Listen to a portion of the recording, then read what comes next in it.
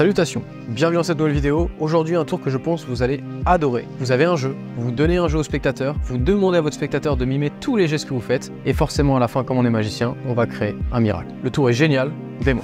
Alors pour la démonstration de ce tour de magie, j'ai ici deux jeux de cartes qui sont totalement dans l'ordre.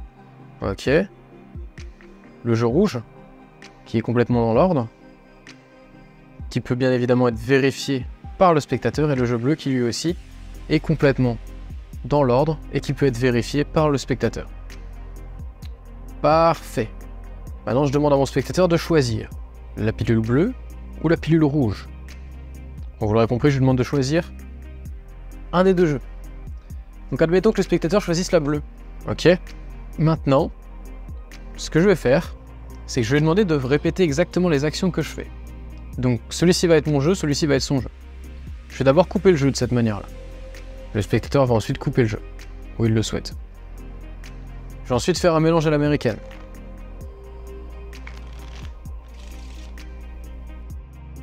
Le spectateur va lui aussi faire un mélange à l'américaine.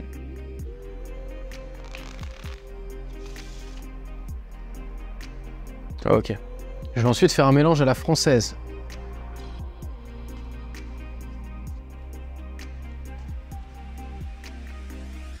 Voilà, le jeu est bien mélangé et le spectateur va lui aussi faire un mélange à la française. Ok. Donc les deux jeux ont été complètement mélangés. Je vais maintenant demander à mon spectateur d'échanger les jeux. Ok. Donc, je prends son jeu bleu et il prend mon jeu rouge. Et maintenant c'est très simple. Je vais lui expliquer que je vais couper sur une carte, n'importe où dans le jeu, que je vais regarder sur quelle carte j'ai coupé. Ok. Donc je coupe le jeu. Je regarde sur quelle carte j'ai coupé. Ok, je mémorise cette carte-là, je la pose, et je viens la perdre dans le jeu en refermant la coupe. Parfait. Maintenant, je demande au spectateur de faire la même chose. Il coupe le jeu où il le souhaite. La coupe est libre. Il regarde la carte sur laquelle il a coupé. Je vous la montre, vous la retenez, je ne la regarde pas. Il repose sur l'autre paquet pour perdre sa carte à l'intérieur du jeu. Ok? Parfait. On peut pas faire plus clean que ça. Maintenant, c'est très simple. Je vais demander quand même à mon spectateur de couper le jeu une fois, deux fois, trois fois. Pour être sûr que sa carte est bien perdue. Deux fois et trois fois. Ok. Et maintenant, je vais lui demander de rééchanger les jeux pour récupérer mon jeu rouge et qu'il reprenne son jeu bleu. Et je vais venir chercher, eh bien, dans mon jeu, la carte sur laquelle j'avais coupé tout à l'heure. Ok? Donc je regarde mon jeu et je vais venir chercher la carte sur laquelle j'avais coupé. Alors, juste ici. Je la pose et je vais demander à mon spectateur de faire exactement la même chose. Il prend le jeu, il va venir chercher la carte sur laquelle il a coupé tout à l'heure. Ok, il la trouve ici. Voilà. Donc maintenant, si on reprend les faits, on avait deux jeux qui étaient bien rangés. On a complètement chacun mélangé les deux jeux. On a rééchangé les jeux. On a chacun coupé sur une carte complètement aléatoirement, qu'on a tous les deux en tête. On a reposé les cartes, on a recoupé et on a rééchangé les jeux. Ok? Et ensuite, j'ai tout simplement... Je suis allé chercher la carte sur laquelle j'avais coupé et le spectateur est allé chercher la carte sur laquelle il avait coupé tout à l'heure. On va regarder sur quelle carte le spectateur avait coupé. Il avait coupé sur la dame de pique apparemment. Et on va regarder sur quelle carte moi j'avais coupé. Eh bien j'avais coupé sur, vous l'aurez deviné, la dame de pique aussi. Voilà pour la démonstration, une chance sur 52. Complètement clean. Aucun trucage. On passe aux explications.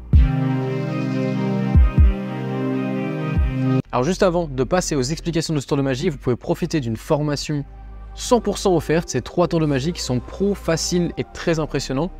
Vous êtes aujourd'hui des milliers à en avoir profité, donc si tu ne l'as toujours pas, je t'invite à y aller, premier lien en description. tu rentres ton email et tu recevras cette formation automatiquement et gratuitement dans ta boîte mail. On passe maintenant aux explications. Alors, vous allez prendre un jeu rouge et un jeu bleu, ok, donc 2 jeux différents. Et on va tout simplement demander, soit on peut avoir les jeux qui sont déjà arrangés, ok, qui sont déjà dans le bon ordre, on peut les faire vérifier au spectateur. Si vous n'avez pas envie de vous embêter à mettre les jeux dans le bon ordre à chaque fois, vous pouvez très bien arriver avec les jeux comme ça et vous les faites mélanger au spectateur. Donc vous faites mélanger le jeu bleu au spectateur, ok, avant toute opération, même si on va les remélanger après, hein, et vous lui faites mélanger le jeu rouge. Vous lui dites, est-ce que tu penses que c'est bon? Vous pouvez aussi vérifier chacune des cartes, histoire qu'on soit sûr, voilà, qu'il n'y ait pas de préparation qui rien. Et voilà, est-ce que tu es sûr? Toutes les cartes ont été bien mélangées, tu as bien tout regardé, tu as tout vérifié? Ok. Alors maintenant c'est très simple, tu vas choisir un des paquets qui sont ici. Donc admettons qu'il choisit celui-ci, comme dans la démonstration. Je vais lui demander de faire exactement les mêmes étapes que moi. Donc pour l'instant, pas de triche, hein, je coupe vraiment n'importe où, hein. Il coupe. Ok. Donc je coupe, hein, je termine la coupe, hop, et il termine sa coupe. Ok. Ensuite je fais un mélange à l'américaine, donc toujours pas de triche, hein, je fais un vrai mélange. Je mélange vraiment les cartes. Hop là. Et je lui demande de faire un mélange à l'américaine. Alors attention, s'il ne sait pas faire un mélange à l'américaine, vous pouvez très bien lui demander de faire un mélange de cette manière-là, c'est-à-dire qu'il coupe le jeu comme ça, ok. Il prend les cartes comme ça et il les embrique les unes dans les autres. Ok, c'est pas très joli, c'est pas très beau, mais bon, au moins on est sûr que les cartes ont été mélangées. Et au final, ça revient au même que de faire un mélange à l'américaine. Alors, ensuite, vous lui demandez de faire un petit mélange à la française, donc ça normalement il saura faire. Toujours pas de triche. Et on coupe une dernière fois. Alors, vous n'êtes même pas obligé de la faire cette coupe-là, mais bon, voilà, ça rajoute un petit quelque chose. Une dernière coupe.